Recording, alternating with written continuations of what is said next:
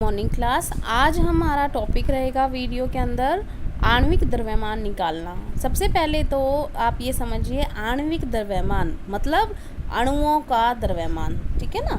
अब आणविक द्रव्यमान को हम बहुत बार क्या बोलते हैं? Molecular mass. क्या बोलते हैं? Molecular mass. तो इसका मतलब हम आणविक द्रव्यमान को क्या बोलते हैं? हम आणविक द्रव्यमान को बोलते हैं मॉलिक्यूलर मास। तो आपने कैसे निकालना है किसी का मॉलिक्यूलर मास? उसके लिए आपको उस तत्व का एटॉमिक मास पता होना चाहिए, मतलब परमाणु द्रव्यमान पता होना चाहिए।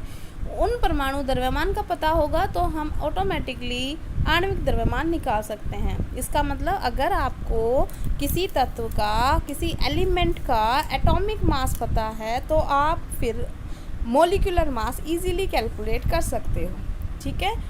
इसको याद करने के लिए जो आपको एक बार सारणी दिखाई थी ना, उस सारणी में आणविक द्रव्यमान भी लिख लेना, ठीक है ना। अगर नहीं लिखा है तो आणविक नहीं, परमाणु द्रव्यमान लिख लेना। परमाणु संख्या लिखी है आपने? आपको अगर समझ नहीं आ रहा कौन सी वाली की बात कर रही हूँ तो आपको सारणी लिखवाई थी, एक बार मैं याद करवा रही हूँ आपको सारणी लिखवाई थी कुछ इस तरीके की कि यहाँ पर लिखा था हाइड्रोजन, तो फिर उसकी परमाणु संख्या होती है 1 और उसका सिंबल तो था वो एक ऐसे।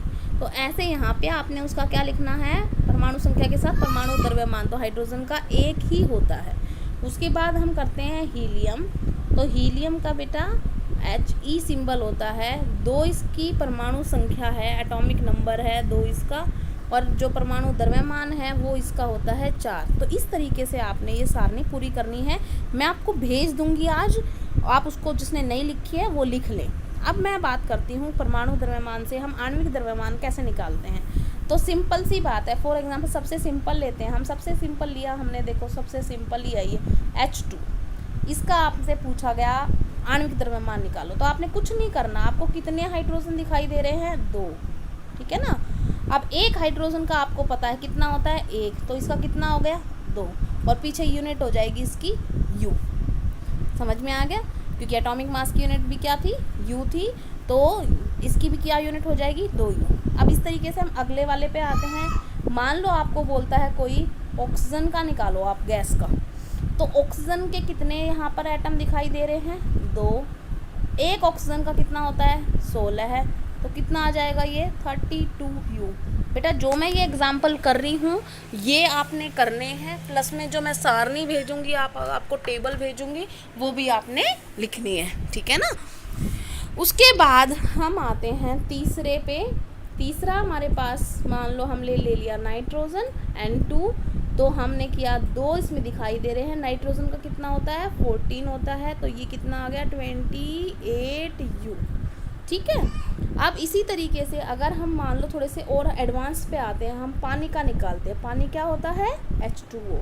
तो अब थोड़ा ध्यान देखो, यहाँ पे हाइड्रोजन के कितने दिखाई दे रहे हैं आपको? हाइड्रोजन के कितने दिखाई दे रहे हैं? 2, और हाइड्रोजन का कितना मास होता है? 1, प्लस में जोड़ोगे आप, ठीक है। ऑक्सीजन का कितना है? 1, और उसका एक ऑक्सीजन का कितना होता है? 16, तो ये कितना आ गया?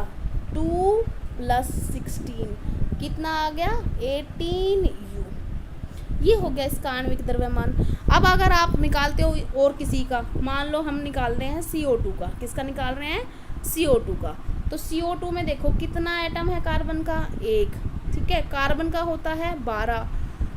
कितने एटम है ऑक्सीजन के? 2। ऑक्सीजन का कितना होता है? 16, तो ये कितना हो गया? 12 प्लस में 16 दूनी 32, कितना आ गया? 44U। बात समझ में आ गई? इसी तरीके से हम किसी और का निकालते हैं। मान लो अब थोड़ा बड़ा करते हैं। थोड़ा बड़ा किया तो हमने लिखा ये HNO3, हो गया बड़ा।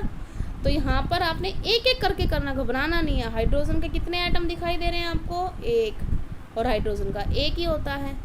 नाइट्रोजन का कितना दिखाई दे रहा है? 1, तो नाइट्रोजन का कितना होता है एटॉमिक मास? 14, प्लस कितने ऑक्सीजन के दिखाई दिए? 3, एक ऑक्सीजन का कितना होता है? 16, तो 1 जमा में 14 जमा में 16 दिया 48, तो अब आप जोड़ दो इनको, 8 और 4 12 और 1 है 13 और ये आ जाएगा 63U। समझ में आ गया। इसी तरीके से हम और नेक्स्ट का द्रव्यमान निकालते हैं। तो H2SO4 मान लो ये निकालना है आपने। तो हाइड्रोजन के कितने दिखाई दे रहे हैं? 2। एक उसका होता है, एक दिखाई दे रहा है सल्फर, उसका होता है 32। 4 दिख रहे हैं ऑक्सीजन, उसका होता है एटॉमिक मास 16। तो 2 प्लस में 32 प्लस में 16 चौके 64, 64 2 66 प्लस में 32, ये कितना आ गया? 98U। समझ में आ गया। अब लास्ट में समझा रही हूँ आपको, उसके बाद आप खुद प्रैक्टिस करना अपनी, ठीक है। लास्ट मैंने लिया NaOH। अब यहाँ पे आपको सोडियम कितना दिखाई दे रहा है? 1। तो 1 गुणा में सोडियम, एक सोडियम का होता है 23। ऑक्सीजन कितना? 1, उसमें हो गया 16। एक है हाइड्रोजन और एक ही होता है उसका मास। तो 23 जमा में 16 जमा में 1, तो 16 जमा 1 17, 17 प्लस 23 कितना आ गया? 40U। समझ में आ गया। तो ये इस तरीके से हम आणविक द्रव्यमान निकाल सकते हैं, मॉलिक्यूलर मास निकाल सकते हैं किसी भी का, ठीक है ना। तो आपका होमवर्क है आज का, लिख लीजिए।